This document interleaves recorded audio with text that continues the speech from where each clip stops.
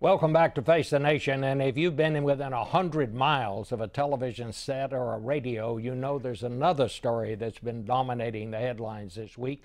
Whether or not the New England Patriots deliberately deflated 11 of the footballs they used against the Indianapolis Colts in the AFC Championship game earlier this month. Patriots coach Bill Belichick told reporters yesterday the team had investigated, and he says they did nothing wrong. At no time was there any intent whatsoever to try to compromise the integrity of the game or to gain an advantage. So we turn now to Jarrett Bell, the NFL columnist for USA Today. He is in Phoenix, the site of Super Bowl 49. And Jarrett, I have to tell you, we invited you just so I could ask you this question. Did his comments yesterday deflate this whole controversy? Oh, not in the least, because some people are now disputing his theory on a scientific level. And you have to wonder, Bob, about the other team's footballs. So Belichick has his explanation.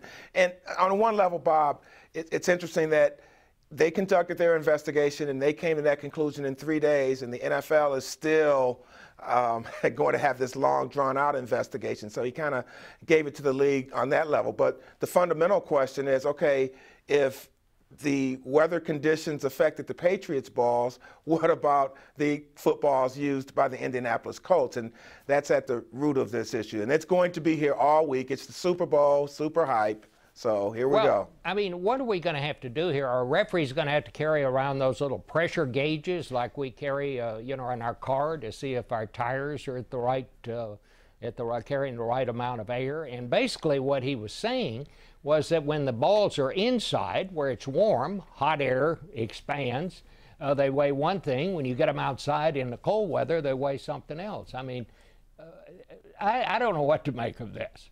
Yeah, again, I think that's somewhere to go when you start thinking about, what really happened. Because remember, the officials, and I think it was interesting that Belichick did point out that the officials are actually the ones who inflate the balls to 12.5 pounds per square inch 2 hours before the game.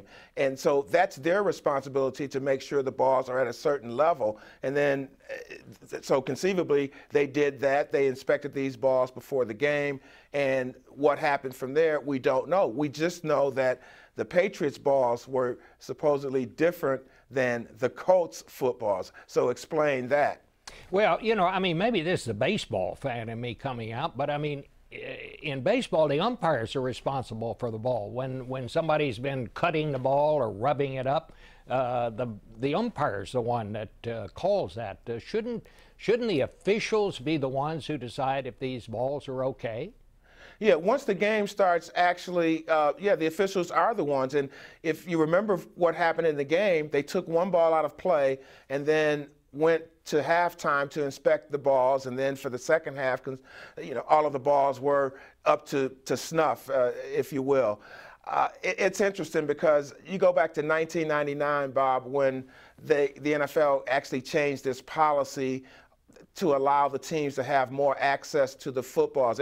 Before 1999, the home team provided all of the footballs, and there was a push to allow the visiting teams to bring their balls, and the teams like to break these balls in during practice, and you don't want a brand new football. So that was kind of the impetus towards setting it up the way it is now. But there are so many unexplained questions to this still, despite what Belichick said. And I think this whole story obviously relates to the fact that the Patriots have pushed the envelope so many times over the years on a number of different levels. Not all of them illegal, but a lot of things that have raised questions about whether or not they will do anything at any cost to win. And the big one is Spygate, which they definitely were found guilty of violating NFL rules. All right, Jared. Well, I think I'm kind of like Coach Belichick. I agree with him on one thing. I'm ready to move on from this story. And my sense is, I guess this gives us an idea of the role and the place of football in American culture these days that we're even talking about this morning. Thank you very much for being with us this morning, Jarrett. We'll be back with our panel in just a minute.